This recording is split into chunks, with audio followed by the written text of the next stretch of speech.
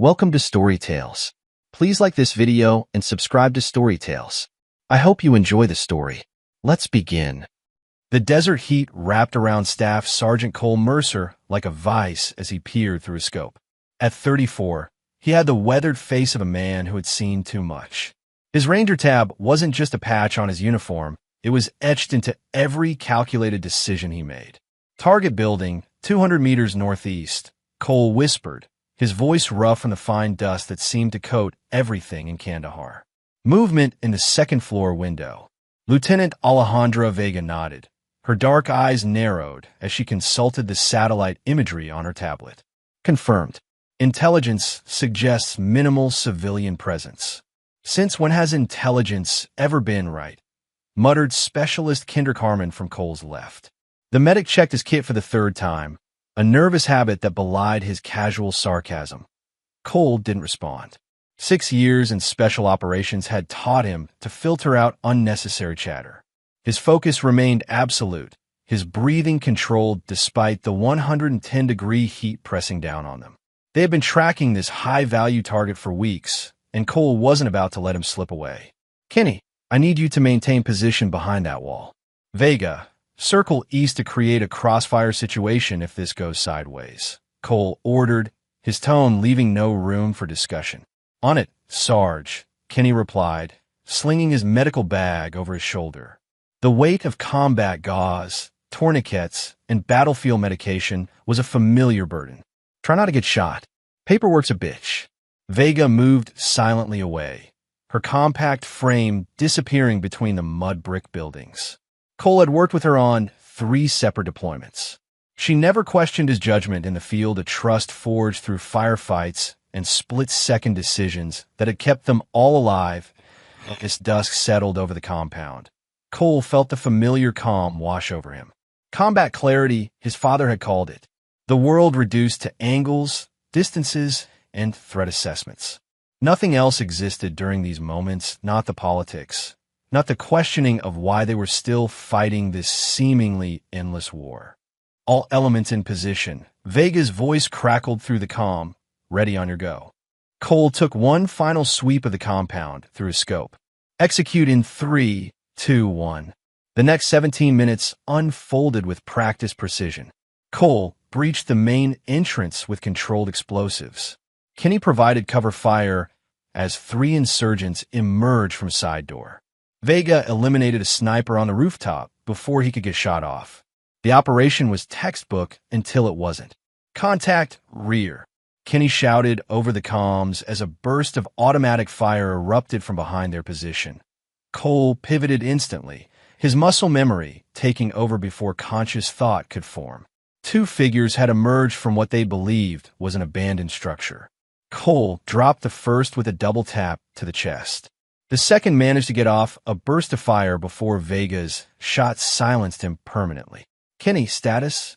Cole demanded, already moving toward the medic's position, but a string of colorful curses answered him. "Graze my arm.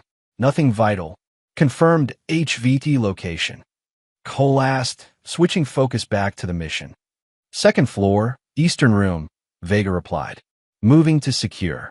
30 minutes later, the target was zip-tied and hooded in the back of their vehicle. Kenny had a field dressing on his arm, and Cole was already drafting the mission report in his head as they navigated back to base. "Good call on the rear approach," Vega said quietly as the convoy rumbled through the darkened streets. "Most would have missed that possible angle." Cole nodded, but said nothing. He didn't mention how he'd spotted a discarded cigarette, but near the supposedly abandoned building too fresh to have been there long. Details mattered. Details kept you alive. Back at the forward operating base, Cole completed his post-mission routine with military precision. Weapon cleaned and checked. Gear inspected for damage. Report filed with exact timestamps and coordinates. Only then did he allow himself the luxury of checking his personal email. He had one unread message from Marley. A smile tugged at the corner of his mouth, the first genuine expression to crack his stoic facade since the mission began. 6 years of marriage, and still her messages were the anchors that kept him grounded in this floating world of violence and dust. Cole had met Marley Davidson during a rare leave in Denver. She worked as a marketing coordinator for a sports equipment company, and her laughter had cut through the dull roar of the crowded bar like a beam of light. Marley didn't understand military life. Few civilians truly did, but she made the effort. She sent care packages with his favorite beef jerky. She organized video calls despite the 13-hour time difference. She maintained their modest home in Boise with the same attention to detail that Cole applied to his mission planning. "Got a letter from the missus?" Kenny asked, dropping onto the cot across from Cole. His wound had been properly cleaned and bandaged at the medical tent, but the medic still favored his right arm slightly. "Email," Cole corrected, clicking open the message. "Probably telling me about the new fence she's putting in the backyard." Kenny chuckled. "Domestic bliss awaits, my friend. Meanwhile, I'll be drinking away my divorce settlement in whatever dive bar will have me once this tour ends." Cole knew about Kenny's ex-wife. Everyone in the unit did. 3 years ago, she'd left him for his former best friend while Kenny was deployed. The medic covered his pain with a veneer of biting humor, but Cole had seen how the betrayal had hollowed him out. "Your problem was marrying a woman who wanted a husband, not a soldier," Cole replied, eyes still on his screen as the email loaded on the painfully slow connection. "And yours doesn't." Kenny raised an eyebrow. Marley knew what she was signing up for, Cole said with quiet confidence. "She understands the life." The email finally loaded, and Cole's world collapsed. Cole read the message 3 times, each word cutting deeper than the last. "Cole, I filed for divorce. By the time you read this, I will have moved out and transferred our joint savings to my personal account. I need a fresh start, and Chase has offered me one." "Yes, Chase Ellison from next door. We've been seeing each other for some time now that I've already packed my things. I'm sorry it had to end this way, but I couldn't wait another 6 months for a conversation we both know wouldn't change anything. The papers will be waiting when you get back. Don't call my parents, they already know. Good luck." Marley, the message was so clinical it might have been addressed to a stranger. No mention of their 6 years together. No acknowledgement of what they'd built. Just the cold facts and a dismissive good luck that made his stomach turn. Cole stared at the screen, his face betraying nothing even as his mind raced through the implications. Chase Ellison, the neighbor who had moved in 2 years ago. The same neighbor who had offered to keep an eye on things whenever Cole deployed. The neighbor who Cole had invited to their backyard barbecues during his last leave. "Bad news?" Kenny asked, noticing Cole's prolonged silence. Cole closed the laptop with a controlled motion. "Marley's leaving. Filed for divorce." The words felt foreign in his mouth, as if he were reporting intel about someone else's life. Kenny's face darkened. "Shit, man. I'm sorry." He paused, then asked someone else. "Neighbor." Cole's voice was flat, each syllable measured. Kenny's expression shifted from sympathy to something harder. He recognized the pattern all too well. "The system's rigged against us, brother. She'll take half your shit while you're over here getting shot at." Cole stood abruptly, his movements precise despite the emotional grenade that had just detonated in his chest. "I need to make some calls." "Cole," Kenny called after him, "don't do anything stupid." Without turning around, Cole replied, "Have you ever known me to be stupid, Kenny?" In the privacy of the communications tent, Cole reopened the email. He read it one last time, analyzing it as he would enemy correspondence. There was something in the tone, a hint of defensiveness, perhaps guilt. Marley expected him to fall apart, to beg, to react emotionally. It's why she'd included that final dismissive good luck. She was preparing for his breakdown. Cole's fingers hovered over the keyboard. He could write paragraphs. Ask why. Demand explanations. Threaten. Plead. But none of that would accomplish anything tactical. Instead, he typed a single word. Understood. He hit send, then immediately opened a new email to his personal attorney back in the States. As he outlined precise instructions for what needed to happen next, memories flooded through him. Not the happy ones. He methodically cataloged every warning sign he'd missed. 8 months ago, during his last leave, Marley had seemed distant. Cole had attributed it to the adjustment period that always followed his returns. Military marriages existed in cycles: the awkward reunion, the brief honeymoon period, the growing comfort, and then the pain of separation again. He'd assumed they were still in the adjustment phase. "You've changed," she'd said one night as they sat on opposite ends of the couch, the television playing a show neither was watching. "Everyone changes," he'd replied, not understanding the accusation in her tone. "Not like this. You're harder." She'd wrapped her arms around herself. "Sometimes I feel like I'm living with a stranger." Cole had reached for her hand then, trying to bridge the growing gap between them. The deployment was rough. "Give me time." She'd squeezed his fingers but didn't move closer. "We never talk about money anymore," she'd said, changing the subject abruptly. "What's there to talk about? My pay goes into our account. You handle the bills. It's working, isn't it?" "I think we should discuss our finances more openly," she'd insisted. "I'm thinking about some investments." Cole had nodded, distracted by an analysis of enemy movement patterns he'd been constructing mentally. "Whatever you think is best. I trust you." The conversation had ended there, and Cole now recognized it as the first probe Marley testing how much financial autonomy she could secure without raising alarms. 3 months before that, Chase Ellison had moved into the house next door. Younger than Cole by several years, Chase worked in real estate development, or so he claimed. He drove an ostentatious sports car and had a habit of hosting parties that lasted until dawn. "He seems like a decent guy," Cole had remarked after helping Chase move in a heavy dining room table. "Very friendly," Marley had agreed, her eyes lingering a moment too long as Chase removed his shirt in the summer heat to continue unloading his moving truck. Cole had missed the significance then. Now, reviewing the memory with cold clarity, he recognized the appreciation in her gaze. 2 weeks into his current deployment, Marley's video calls had become less frequent. "Work is crazy," she'd explained. "The new product launch has me running everywhere." Cole had accepted this without question. He understood demanding work schedules and the difficulty of maintaining regular communication across time zones and security protocols. Then there were the financial anomalies. Cole hadn't paid much attention to their account details, a mistake he now acknowledged. The monthly mortgage payment had increased slightly, but Marley had explained it away as an adjustment to their escrow. Small withdrawals had appeared with greater frequency, labeled only as miscellaneous expenses. All these pieces now formed a coherent picture.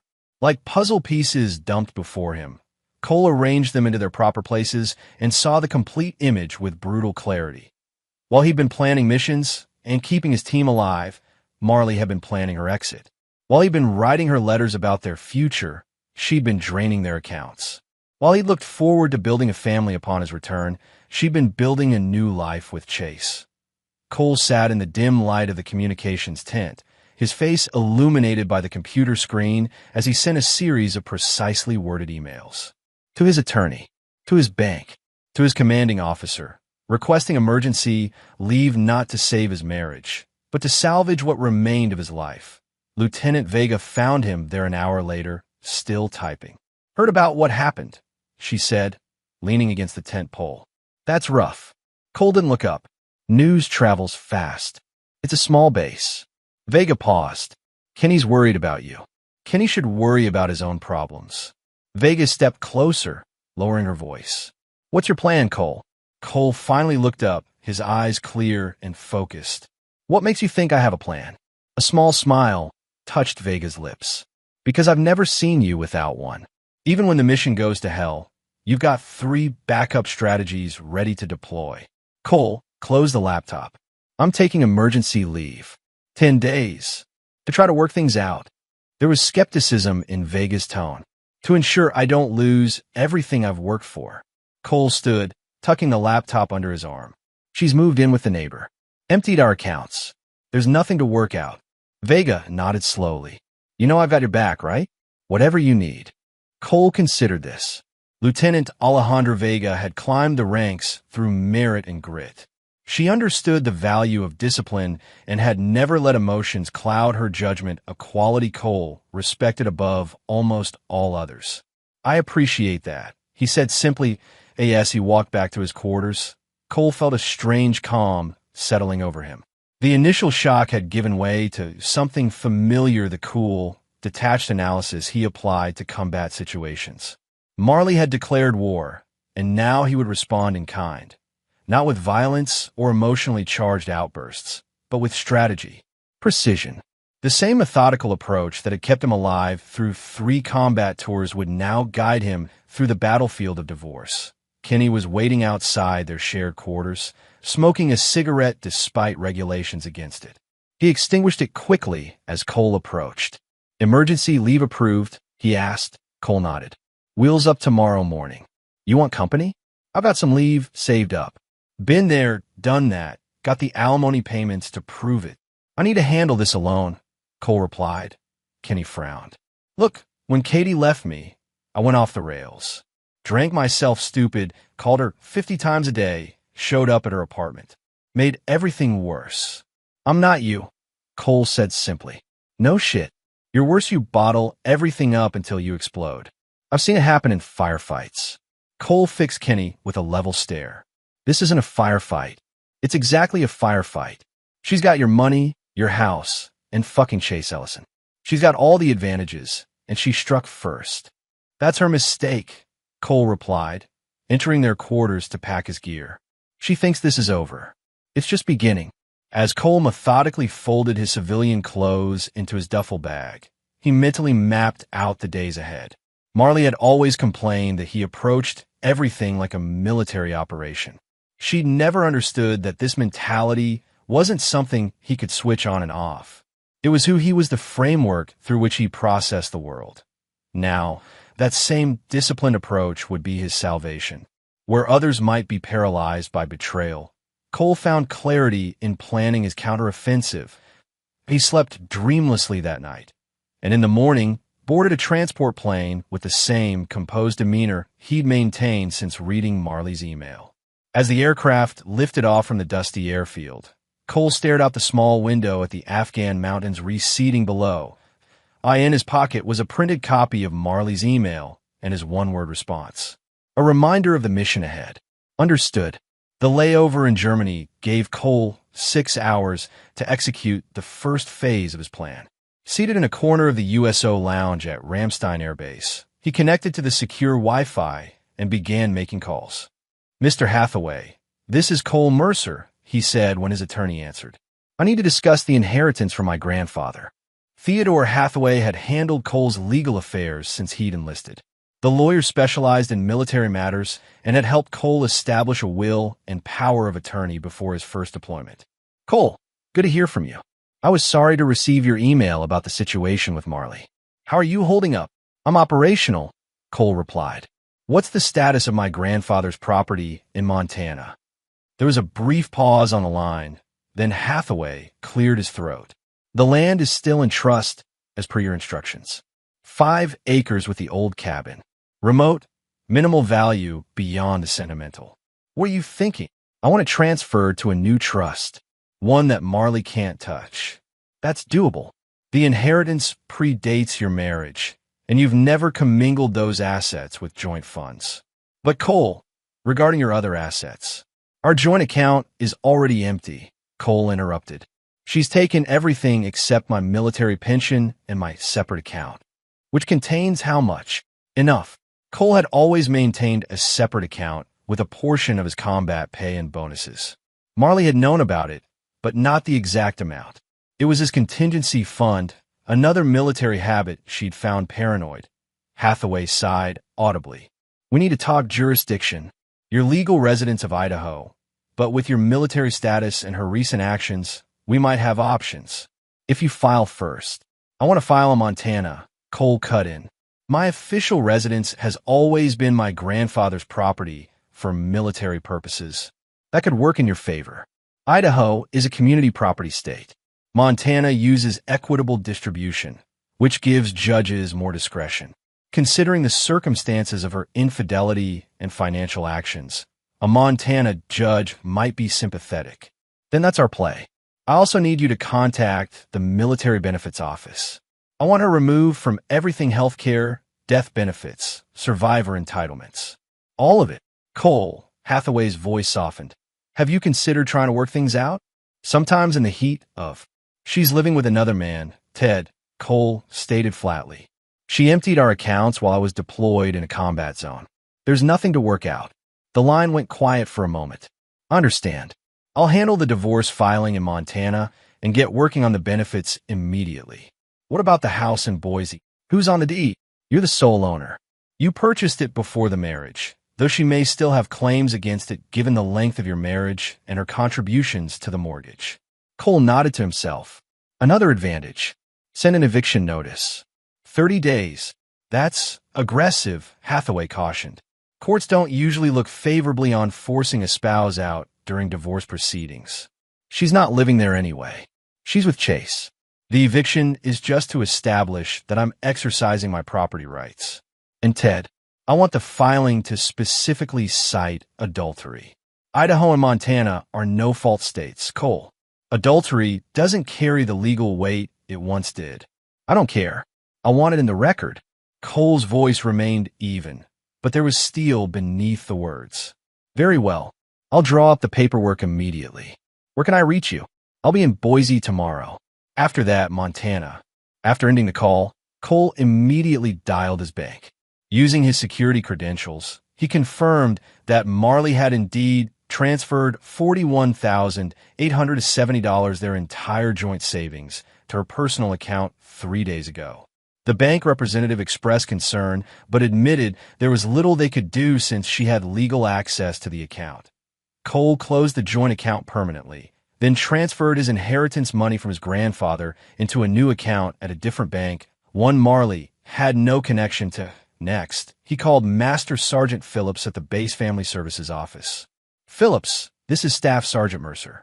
I need to make changes to my benefits package. Emergency situation. Phillips was familiar with these calls. Deployed soldiers discovering infidelity was, unfortunately, not uncommon. I'm sorry to hear that, Sergeant.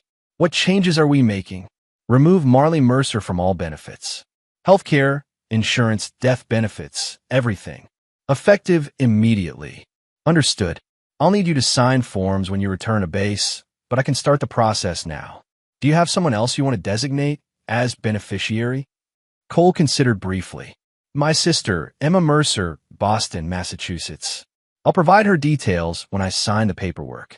By the time Cole boarded his connecting flight to the States, he had dismantled every financial connection between himself and Marley. His inheritance was secured. Divorce papers were being filed in Montana. The eviction notice would be delivered to their Boise residence within days. Her military benefits were terminated, all without a single emotional outburst, all without revealing his strategy to Marley herself. As the plane crossed the Atlantic, Cole allowed himself one small satisfaction. She would never see this coming. Marley had always underestimated him, treating his methodical nature as a character flaw rather than a strength. She'd expected him to fall apart, to beg, to plead, to lose control. That had been her first tactical error. There would be no desperate calls, no emotional confrontations, no begging for explanations. Only the cold precision of a counterattack she never anticipated. Marley Mercer, soon to revert to Marley Davidson, stretched luxuriously in Chase Ellison's king-size bed. The Egyptian cotton sheets felt impossibly soft against her skin, a far cry from the utilitarian bedding Cole had insisted was perfectly functional. Coffee's ready, babe, Chase called from the kitchen of his downtown Boise condo. Floor-to-ceiling windows offered sweeping views of the city skyline and the mountains beyond, another luxury that Cole would have dismissed as impractical and overpriced. Marley wrapped herself in Chase's silk robe and padded barefoot to the kitchen. At 31, she still turned heads, a fact Chase had been quick to appreciate in ways Cole never had. Where Cole saw the world in terms of objectives and threat assessments, Chase saw possibilities and pleasures. I talked to my lawyer yesterday, she said, accepting the mug of perfectly prepared coffee. He says the divorce should be straightforward since Cole's deployed. Courts usually expedite military divorces. Chase leaned against the marble countertop, his unbuttoned shirt revealing the tan he maintained through regular sessions at an exclusive tanning salon. And the house. Assets. Idaho's a community property state, Marley replied with confidence. Everything acquired during the marriage gets split 50-50. Plus, I've made most of the mortgage payments while he's been deployed, so I might even have a stronger claim. What about his military pension? That's worth fighting for. Marley sipped her coffee. My lawyer says I can get a portion based on the length of the marriage. 6 years means I'm entitled to a significant percentage. Chase grinned. See, I told you this would work out. Cole's halfway around the world, and by the time he gets back, everything will be settled. He replied to my email, Marley mentioned, trying to sound casual. Chase's eyebrows shot up. Really? What did the robot have to say? Just one word. Understood. That's it. Typical Cole. Chase laughed. The man has the emotional range of a desk lamp. No begging? No, baby, please come back? Marley shook her head, feeling a twinge of something not quite guilt, but perhaps disappointment. Nothing. Just understood. Well, what did you expect? The guy treats marriage like a mission briefing. I still don't know what you saw in him. Stability, Marley admitted. And he was different before. The deployments changed him. She didn't mention how Cole's quiet confidence had once made her feel secure, or how his unwavering commitment had been the foundation of their relationship until it began to feel like a prison rather than a sanctuary. Chase wrapped his arms around her waist. Well, you've got stability now and a hell of a lot more fun to go with it. Her phone buzzed on the counter. The screen displayed her sister's name, Kinley. Hey, Kin, Marley answered, pulling away from Chase. Have you lost your damn mind? Kinley's voice was sharp enough that Marley had to hold the phone away from her ear. I see Mom's called you, Marley replied, moving to the living room for privacy. Of course she called me. You empty your accounts, move in with a neighbor, and email your husband in a war zone that you want a divorce. What the hell, Marley? It's not like that. It's exactly like that. I've seen your Instagram posts with Chase. You two weren't even trying to be discreet. Marley felt heat rising in her cheeks. Cole and I have been over for a long time. He just hasn't realized it yet. So you steal his money while he's getting shot at? Real classy, Marley. It's our money, Marley insisted. I'm entitled to it. Kinley's laugh was bitter. You think Cole's gonna lie down for this? The guy who plans everything 6 ways from Sunday? You really believe he doesn't have contingencies for something like this? What's he going to do from Afghanistan? Marley challenged. By the time he gets back, the divorce will be almost finalized. You're delusional. Cole Mercer isn't your average heartbroken husband, Marley. The man calculates risk and response before he gets out of bed in the morning. Kinley paused. And what about the ethical implications? The man is serving his country. Don't start with the patriotic guilt trip, Marley snapped. You have no idea what it's like being married to someone who treats emotions like a liability. And Chase is better? The guy who hits on married women and drives a car he can't afford. Marley glanced toward the kitchen, where Chase was scrolling through his phone, oblivious to the conversation. Chase understands me. We want the same things. Yeah, Cole's money. Kinley sighed. Look, I love you, but you've made a serious miscalculation. Cole's not going to just say understood and walk away. That's not who he is. After ending the call, Marley rejoined Chase in the kitchen, her sister's warning echoing uncomfortably in her mind. Everything okay? Chase asked, not looking up from his phone. Fine. Just my sister being dramatic. Marley hesitated, then asked, do you think Cole will fight the divorce? Chase finally looked up, his expression dismissive. What's he going to fight with? You've got the upper hand in every way. He's thousands of miles away, you've secured the assets, and you've got a great lawyer. He kissed her forehead. Stop worrying. In a few months, this will all be behind us. Marley nodded, but a seed of doubt had been planted. She knew Cole better than Chase did. In 6 years of marriage, she'd never once seen Cole accept defeat in anything. The next morning, Marley met with her attorney, Gregory Walsh, in his downtown office. Walsh had come highly recommended by one of Chase's business associates, expensive but effective, especially in high-conflict divorces. So, Walsh began, settling behind his imposing desk. You've initiated divorce proceedings against your husband, who is currently deployed with the Army Rangers in Afghanistan.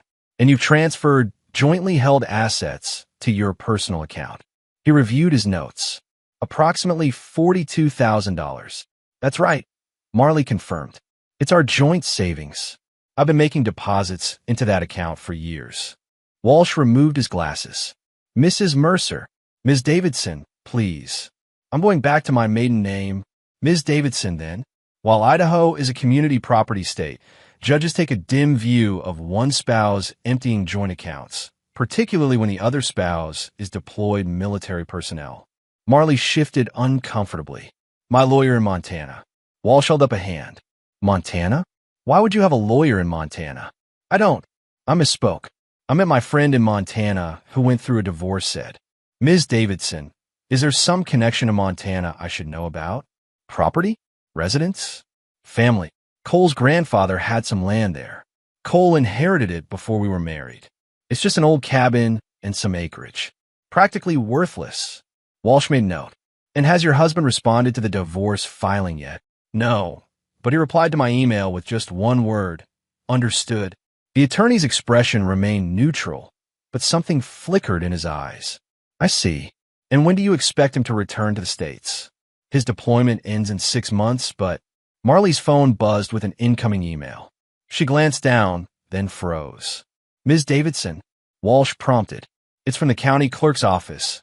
Marley said slowly, scanning the email. They're saying Cole has already filed for divorce. In Montana. 3 days ago.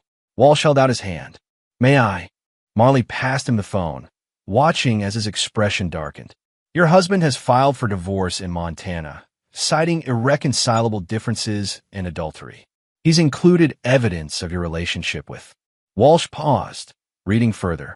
Chase Ellison. The filing includes bank statements showing the transfer of joint funds and requests immediate injunctive relief regarding the marital home in Boise. What does that mean? Marley asked, her mouth suddenly dry. It means, Ms. Davidson, that your husband has beaten you to the punch, and he's filed in a jurisdiction that may be more favorable to his position. Walsh continued reading. He's also provided documentation establishing Montana as his legal residence for military purposes. Can he do that? Apparently, he already has. Walsh returned the phone. This complicates matters significantly. We'll need to file a motion to dismiss the Montana proceedings and establish Idaho as the proper venue. Marley's phone buzzed again. Another email, this one from the Department of Defense, confirming the termination of her military spousal benefits, effective immediately. He's cut off my health care, she whispered, but Walsh's frown deepened. This suggests your husband is taking an aggressive posture. If he's already addressed the military benefits, I wouldn't be surprised if. The phone buzzed a third time. Marley almost didn't want to look. It's a notice to vacate the house, she said, her voice hollow. 30 days. Walsh extended his hand again, and Marley numbly passed over the phone. After reading the document, he sighed heavily. The house is solely in your husband's name. Marley nodded. He bought it before we were married. But I've been making the mortgage payments while he's deployed. That counts for something, right? It might, but it significantly weakens your position regarding ownership. Walsh leaned back. Ms. Davidson, I think we need to reassess our strategy. Your husband appears to be several steps ahead of us. He can't evict me. I'm his wife. You're his soon-to-be ex-wife who is already living with another man. Walsh corrected gently. And legally, if the property is solely in his name and was purchased before the marriage, his position is stronger than yours. Marley stared at the attorney, the full weight of her situation finally sinking in. What about the money I transferred? Given the circumstances, a judge will likely order you to return at least a portion of those funds. The timing transferring assets while your spouse is deployed and immediately filing for divorce doesn't look good. The sleek office suddenly felt suffocating. Marley had expected anger from Cole, perhaps desperate appeals to reconsider. She'd prepared for emotional confrontations and tense negotiations. She hadn't prepared for this cold, methodical dismantling of her position. No direct communication, no emotional appeals, just the inexorable machinery of legal proceedings set in motion with military precision. What do I do? She asked, hating the vulnerability in her voice. Walsh closed his portfolio. We fight back.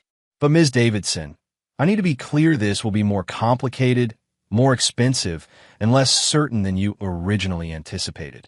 As Marley left the attorney's office, her phone rang. Chase's name flashed on the screen. Hey babe, how'd it go? He asked cheerfully. Marley stood on the sidewalk, pedestrians flowing around her like water around a stone. Not good. Cole filed first in Montana. He's tried to evict me from the house. He's cut off my military benefits. And my lawyer says I might have to return the money. There was a pause before Chase responded, his tone noticeably less enthusiastic. That's unexpected. Your lawyer can fight this, right? He says we can try, but Cole's position is stronger than we thought. The house is in his name. He's established legal residence in Montana. And she hesitated.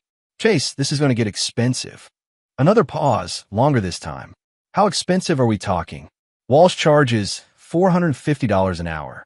And he says this could drag on for months. Jesus, Marley. Chase's voice had lost all its warmth. I thought you said this would be straightforward. I thought it would be. How was I supposed to know Cole would file from Afghanistan? Maybe because that's exactly the kind of thing Cole would do. Chase snapped.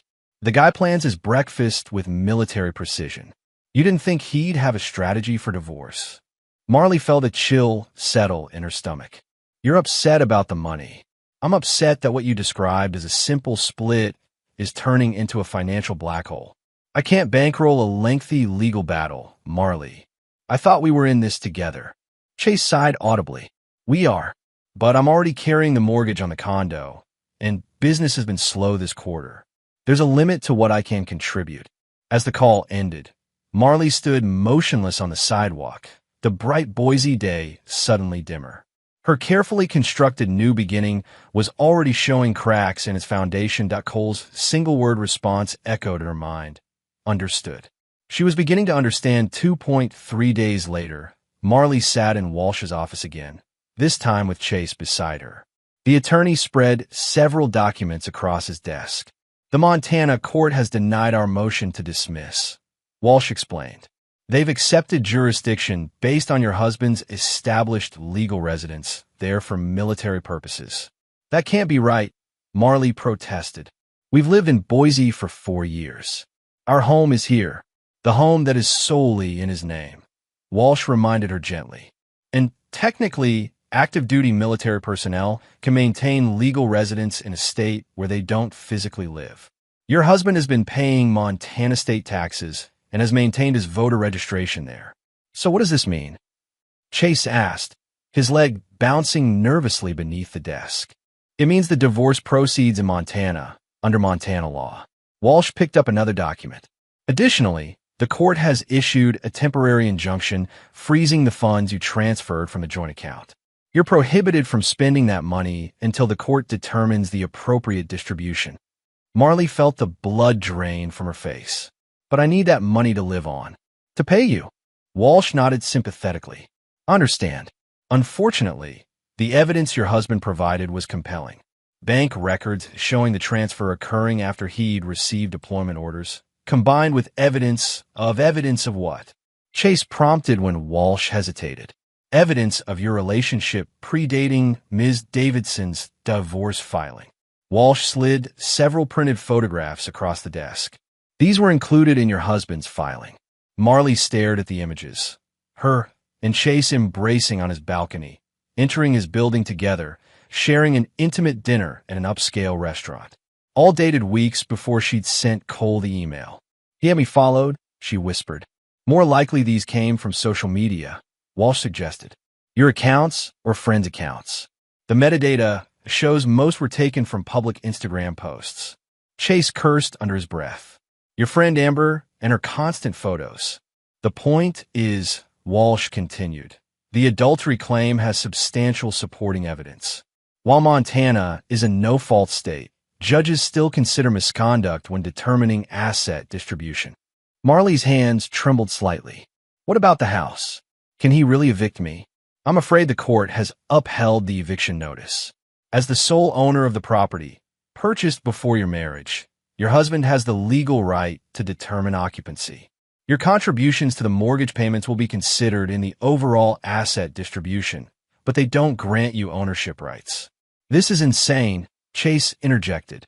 She's being thrown out of her own home. Legally, it's not her home, Walsh corrected. And given that she's already established residence elsewhere with you, Mr. Ellis in the court didn't see the eviction as creating undue hardship. Marley felt as though the ground were shifting beneath her. Every assumption she'd made about Cole, about the divorce, about her future was being systematically demolished. "There's one more thing," Walsh said, lifting the final document. "The court has granted your husband's petition regarding military benefits.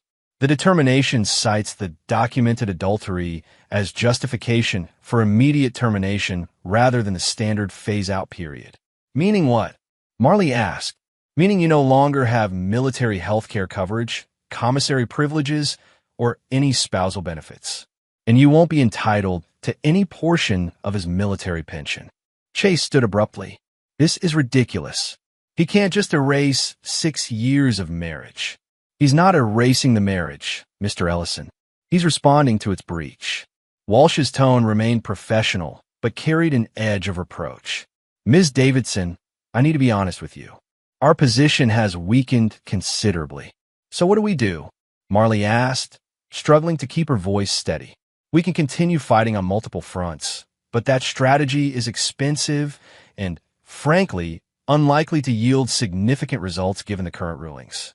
Alternatively, we could pursue a settlement." "A settlement?" Chase echoed incredulously. "After he's already taken everything?" Walsh turned his attention fully to Marley. "Your husband has outmaneuvered us at every turn. He filed in a favorable jurisdiction, established clear evidence of adultery, protected his assets, and secured the marital home.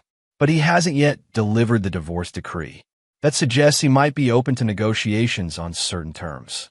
Marley nodded slowly, trying to process the implications. "You think I should try to settle? I think you should consider what's most important to you at this point. Continuing this battle will be costly, both financially and emotionally, with diminishing returns." As they left the attorney's office, Marley felt numb. The bright future she'd envisioned with Chase was rapidly dimming, replaced by the harsh reality of legal defeats and dwindling resources. "We'll figure this out," Chase said as they walked to his car, but his voice lacked conviction. Marley didn't respond. For the first time since sending that email to Cole, she felt a flicker of doubt about her decision.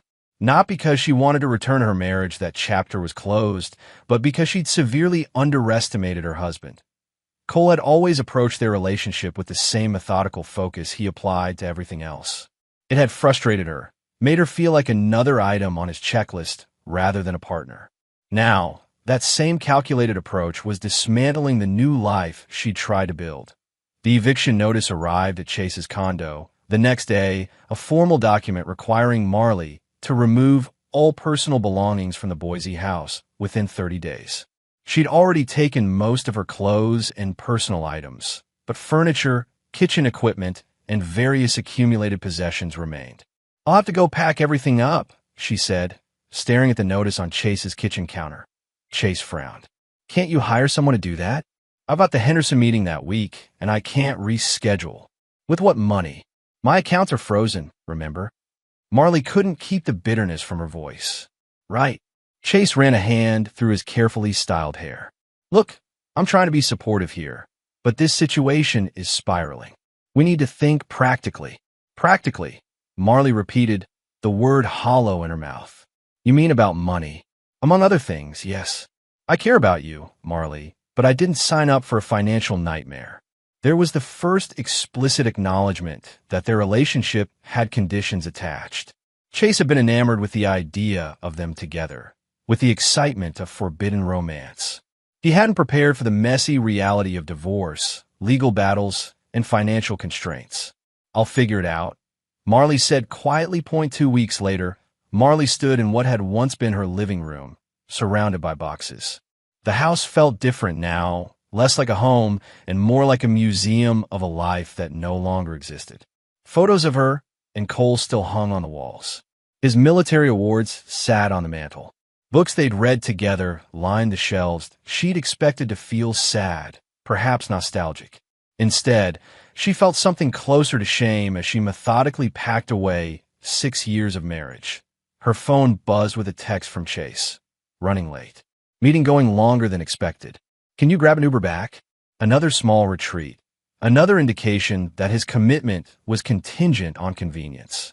Marley set down the box she'd been packing and sank onto the couch, the same couch where she and Cole had spent countless evenings, his arm draped casually around her shoulders as they watched movies or discussed their days. The doorbell rang, startling her from her thoughts. Assuming it was the moving company coming to provide an estimate, Marley opened the door without checking that a woman in a crisp business suit stood on the porch, a leather portfolio tucked under her arm. Marley Davidson? Yes. April Delgado, attorney at law. I represent Staff Sergeant Cole Mercer. She extended a business card. May I come in? Marley hesitated, then stepped aside. I thought all communication was supposed to go through our lawyers. Typically, yes. However, I have a settlement proposal that Mr. Mercer asked me to deliver personally. Delgado glanced around the half-packed living room. I see the eviction is proceeding. Did Cole send you to gloat? Marley asked, crossing her arms defensively. Staff Sergeant Mercer doesn't strike me as the gloating type, Delgado replied evenly. He's authorized me to present a final settlement offer. She removed a document from her portfolio. The terms are straightforward. Marley accepted the document, scanning its contents with growing disbelief. He's offering to release the injunction on $20,000, less than half of what I transferred. The remaining funds would be considered his separate property, given the source of those deposits. And in exchange, I waive all claims to the house, his military pension, and any future support. Marley looked up.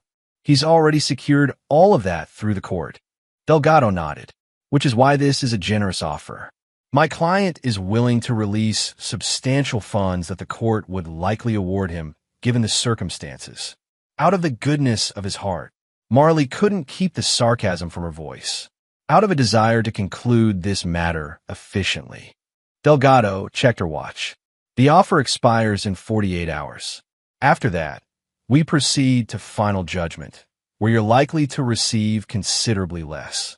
After the attorney left, Marley called Walsh. The attorney confirmed what she already suspected. Cole's offer, while not generous, was better than what she'd likely receive if the case proceeded to final judgment. He's offering you a dignified exit, Walsh explained. I recommend you take it. Later that evening, when Marley returned to Chase's condo, she found him in the kitchen, pouring a glass of wine. How'd the packing go? He asked casually. Cole sent his attorney with a settlement offer. Marley placed the document on the counter. If I sign, I get $20,000 and walk away from everything else. Chase scanned the document, his expression unreadable. Sounds like he's trying to buy you off cheap. Walsh says it's better than I'll get if we keep fighting. Chase took a long sip of wine before responding. Maybe it's time to cut our losses. Marley stared at him. Our losses? You know what I mean. This divorce is draining you emotionally and financially. Maybe a clean break is best for everyone. A clean break, Marley repeated softly. Is that what you want too, Chase? A clean break? Chase wouldn't meet her eyes. I care about you, Marley. But this situation has become more complicated than either of us anticipated. Maybe we should take a step back. Reassess. The words hung in the air between them, their meaning unmistakable. Chase had been eager to pursue their relationship when it seemed simple, when he thought Marley would bring her half of the marital assets to their new life together. Now that Cole had outmaneuvered them, Chase was recalculating his investment. You're breaking up with me, Marley stated flatly. I'm suggesting we slow down. Chase amended, still not meeting her gaze. Give ourselves space to figure things out without the pressure of the divorce hanging over us. Marley nodded slowly, a strange calm settling over her. In less than a month, she had lost her marriage, her home, her financial security, and now the relationship she'd risked everything for. And through it all, Cole hadn't spoken a single word to her directly. Just that one email response. Understood. As the reality of her situation sank in, Marley reached for the settlement papers. With steady hands, she signed her name, accepting Cole's terms and the new reality he had created for her. 3 months after signing the settlement. Marley sat in her small one-bedroom apartment on the outskirts of Boise, scrolling through job listings on her laptop. The $20,000 from the settlement was dwindling fast, and her marketing position at the sports equipment company had evaporated shortly after her divorce became public knowledge. Her phone buzzed with a text from Kinley. Have you seen this? It's everywhere. A link followed. Marley clicked it with a sense of foreboding. The website that loaded featured a podcast called Forward Observer, hosted by Kenny Harmon. The episode title made her stomach lurch. When Dependa's Attack, A Ranger's Revenge. With trembling fingers, Marley pressed play. Kenny's voice filled her apartment. Today we're discussing a situation that's all too common in military marriages. I'm not using real names here, but this story comes from a reliable source, a fellow ranger I served with in Afghanistan. Marley listened in growing horror as Kenny recounted her divorce from Cole in excruciating detail, how she'd emptied their accounts while he was deployed, moved in with their neighbor, and expected to claim half his assets despite her infidelity. But here's where it gets good, Kenny continued, his voice animated. Instead of falling apart like she expected, this ranger goes full tactical. Files for divorce in a different state, proves the adultery, secures his assets, and leave her with nothing but regrets and a U-Haul rental. The comment section below the podcast was filled with hundreds of responses, most celebrating Cole's methodical dismantling of the divorce. Finally, a military guy who doesn't get taken to the cleaners.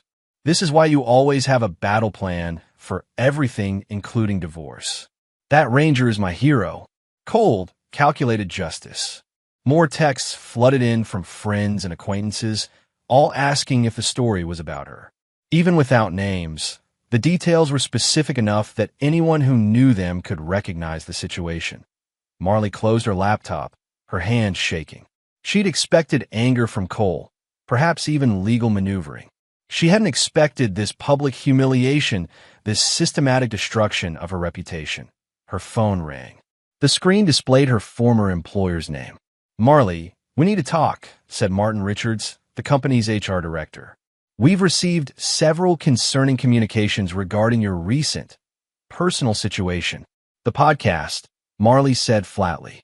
"Among other things, yes. While we normally wouldn't involve ourselves in employees' personal matters, the volume of negative attention this has brought to the company is problematic." "Martin, I've already been let go. What more do you want?" There was an uncomfortable pause. "We're adjusting your separation agreement. The severance package we initially offered is being rescinded." "You can't do that." "I'm afraid we can. The morality clause in your contract is quite clear.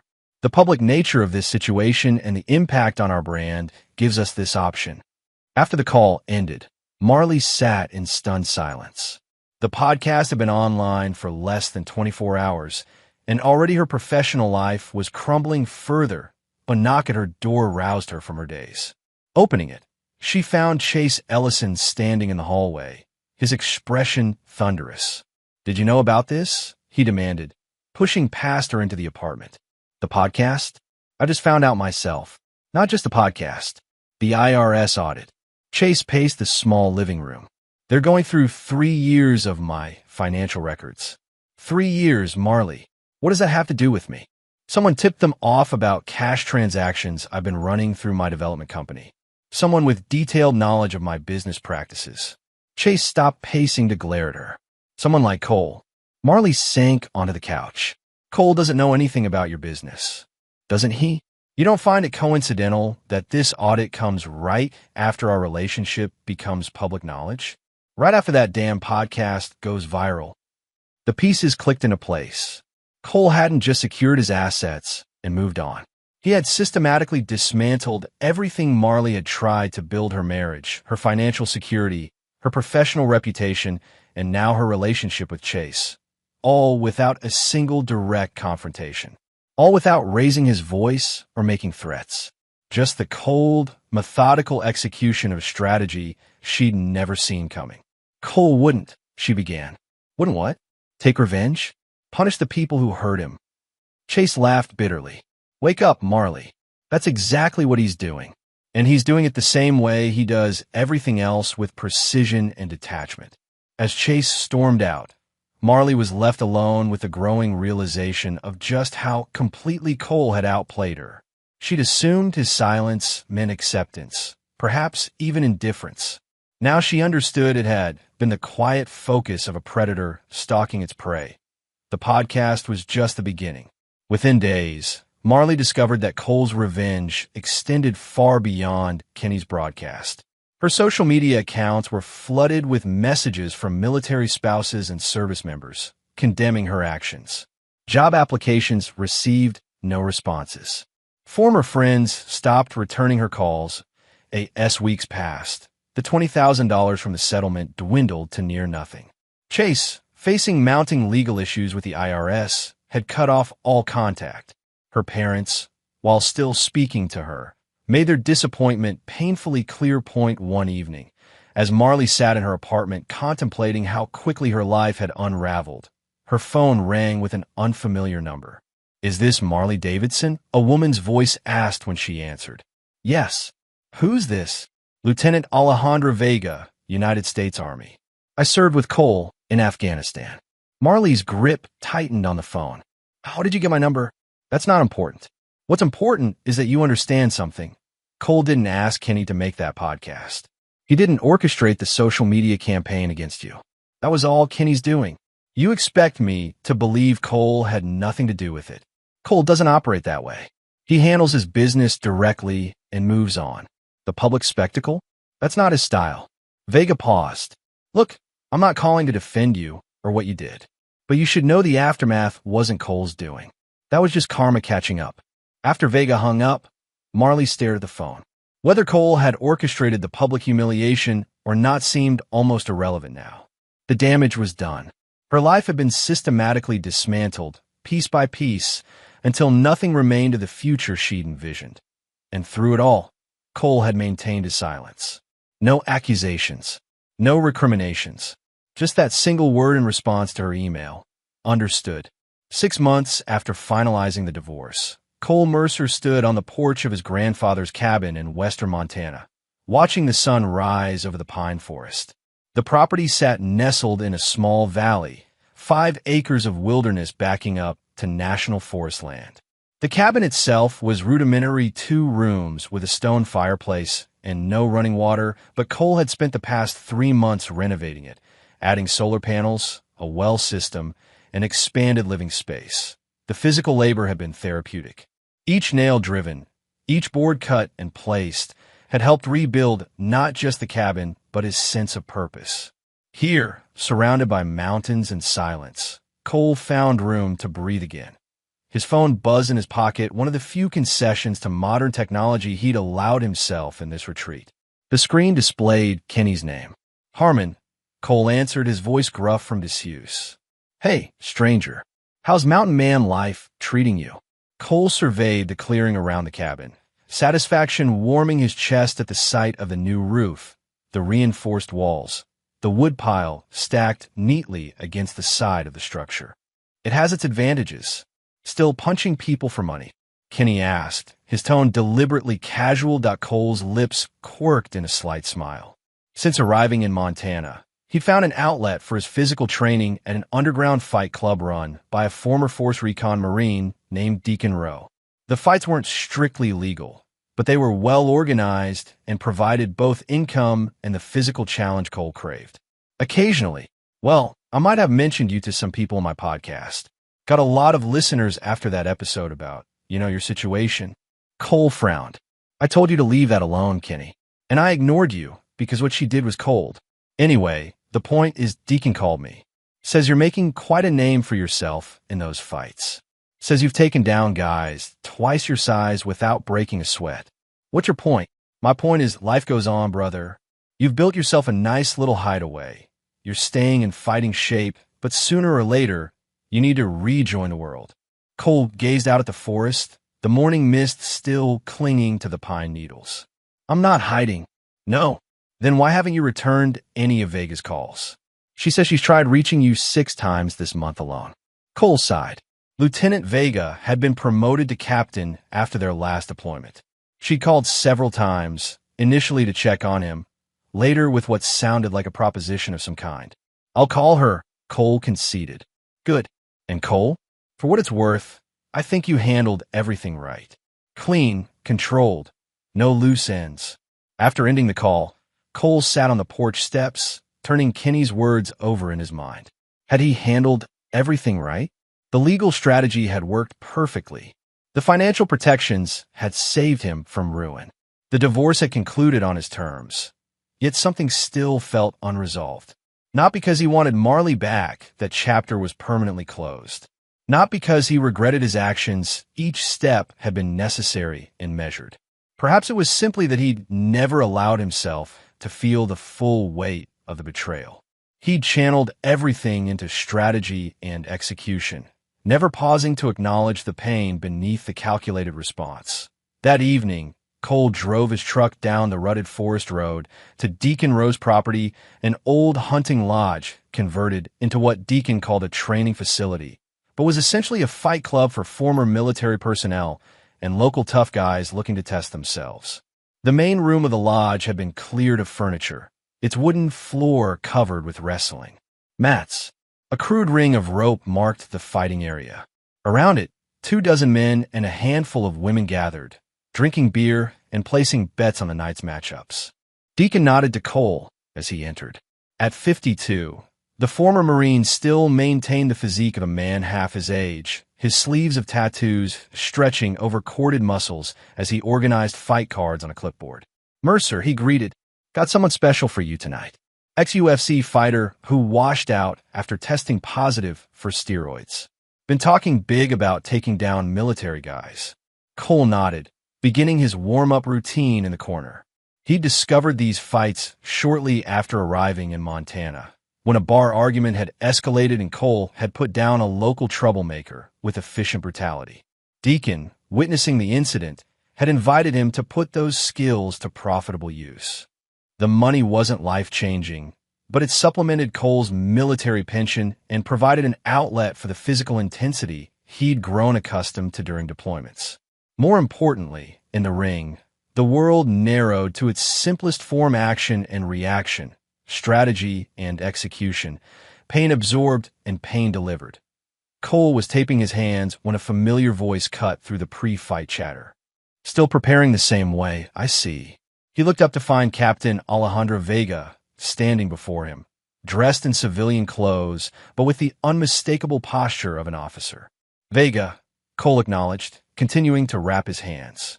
"Long way from base. Apparently, I need to drive to the middle of nowhere, Montana, to get you to talk to me." She settled onto the bench beside him.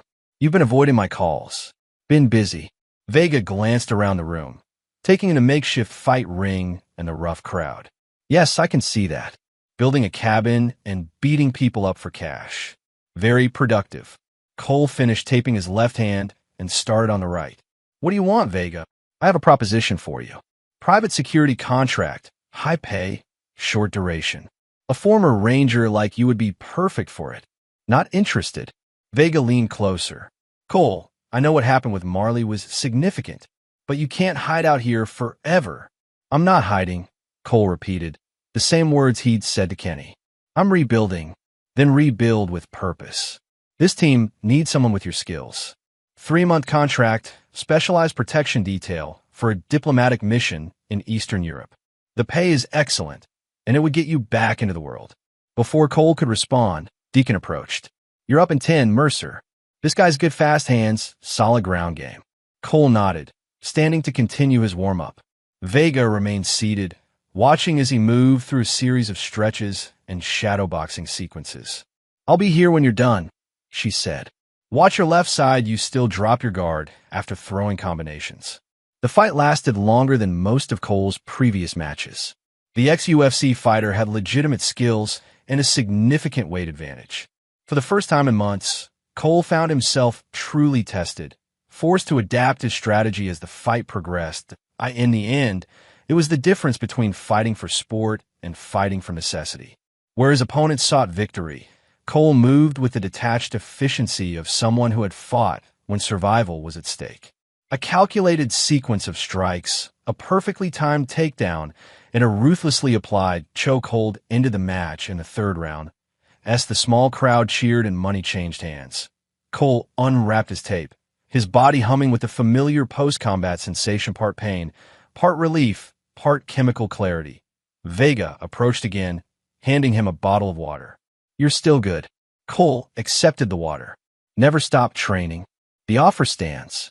3 months, specialized protection detail. Working with professionals, not bar fighters." She placed a business card on the bench beside him. "Call the number when you're ready." As she turned to leave, Cole spoke. "Why are you doing this, Vega?" She paused. "Because what happened to you was wrong, and I watched it hollow you out. Because you're too good at what you do to waste it fighting in backwoods Montana. And because maybe, just maybe, you need someone to throw you a line before you sink too deep into this self-imposed exile." After Vega left, Cole showered in the lodge's rudimentary facilities, collected his winnings from Deacon, and drove back to his cabin. The night was clear, stars visible through gaps in the pine canopy overhead. As he parked beside the cabin, Cole noticed a package leaning against his front door. Inside, he found a letter from his sister Emma, along with a framed photo of them from his last visit to Boston. The letter was chatty, full of updates about her nursing job and her new boyfriend. The final paragraph, however, hit with unexpected force. "Cole, I know you think you're handling everything well, and maybe you are. But isolation isn't the answer. What Marley did was cruel and calculated, but don't let it turn you into someone who can't trust again. You've always been the strong one in our family, the one who protected me after Mom died, the one who made sure I got through college even when you were deployed. Now, it's my turn to look out for you, even from across the country. Whatever you're building out there in Montana, make sure it's a beginning, not an end." Cole sat on his porch steps late into the night, Emma's letter in one hand, Vega's business card in the other. The forest around him was alive with night, sounds the distant hooting of an owl, the rustle of pine needles in the gentle breeze, the occasional snap of branches as nocturnal creatures moved through the underbrush. He had come to Montana seeking solitude, a place to rebuild without distractions or complications. The cabin renovation had given him purpose. The fights had provided an outlet for the physical intensity he craved. But after 6 months, he was beginning to recognize the limits of this self-imposed exile. Not because he missed his old life, that version of Cole Mercer no longer existed. Not because he craved human connection, he had always been comfortable with solitude. But because stagnation was its own form of defeat, and Cole had never accepted defeat in any form. With that realization came decision. In the morning, he would call Vega, accept the contract, not as a return to his former life, but as a step toward whatever came next. As dawn broke over the mountains, Cole placed a call. Vega answered on the second ring. "I knew you'd call." 3 months, Cole said. "No extensions, no complications." "Understood," Vega replied, the echo of Cole's own response to Marley not lost on him. "Flight leaves from Bozeman in 3 days. I'll email the details." After ending the call, Cole surveyed the cabin and the surrounding forest. This place had served its purpose as shelter while he processed the betrayal, a project to focus his energy, a retreat to rebuild his strength. It would be here when he returned, but he would no longer hide within its walls. That it was time to emerge back into the world, not as the man Marley had left, but as someone stronger, wiser, and ultimately unbroken. 1 month before departing for the Eastern European security contract, Cole received an unexpected delivery at his cabin. The FedEx driver seemed confused by the remote location, but eventually found his way up the winding forest road. The package contained a letter. The handwriting on the envelope was immediately recognizable, Marley's flowing script, once so familiar to him from the notes she'd left around their house or tucked into his deployment bags. Cole stared at the unopened letter, turning it over in his hands. The return address was unfamiliar, not Chase's condo, not their former home in Boise. Somewhere in Oregon. For a long moment, he considered simply reading it. Perhaps she wanted to explain. Perhaps she sought forgiveness. Perhaps, now that the dust had settled, she wanted to offer some closure for them both. Cole walked to the fire pit outside the cabin, where embers still glowed from his morning coffee preparation. Without opening the envelope, he dropped the letter onto the coals, watching as the edges blackened and curled, the paper consumed by flames until nothing remained but ash. Whatever Marley had to say, explanations, apologies, accusations, none of it mattered now. The time for words had passed. The marriage was over. The divorce was final. The legal battles were settled. There was nothing left to be gained from reopening wounds that had finally begun to heal. As the last fragments of the letter disintegrated into ash, Cole felt no satisfaction, no sense of petty revenge. Just the quiet certainty that he was moving forward, unburdened by the weight of what might have been. The 3 days before his departure passed quickly. Cole completed final reinforcements to the cabin, prepared it for his absence, and settled his affairs in the small nearby town. The locals had gradually accepted his presence, respecting his privacy while acknowledging him as part of the community in their reserved mountain way. On his last night in Montana, Cole sat on the porch as the sun set behind the western ridge. The cabin stood solid and secure, a testament to what he could build with his own hands. The forest stretched before him, wild and uncompromising, yet strangely comforting in its indifference. In the morning, he would drive to Bozeman, board a plane, and rejoin a world of complexity and connection. The security contract Vega had arranged would demand his skills, his focus, his ability to assess threats and neutralize them before they materialized. It would be familiar territory in many ways, the hyper-awareness, the tactical thinking, the brotherhood of professionals who understood the gravity of their responsibilities. But Cole would approach it differently now. The betrayal had changed him, not by breaking him, but by burning away illusions. He had survived Marley's deception just as he had survived firefights and ambushes, by remaining clear-headed, by adapting to changing circumstances, by refusing to surrender to emotion when strategy was required. As darkness settled over the mountains, Cole spoke aloud for the first time that day, his words carried away by the evening breeze, heard by no one but himself. Some people wait for karma. I prefer to be it. The statement wasn't born of bitterness or a desire for revenge. It was simply an acknowledgement of a truth he had always known but now fully embraced. In a world of chaos and uncertainty, control began with oneself. Actions had consequences. Choices created futures. And sometimes, justice came not from external forces, but from one's own unwavering resolve. In the morning, Cole locked the cabin door, loaded his gear into his truck, and drove down a mountain toward whatever came next. He didn't look back. He didn't need to. What lay behind him was understood. What lay ahead remained to be shaped by his own hands.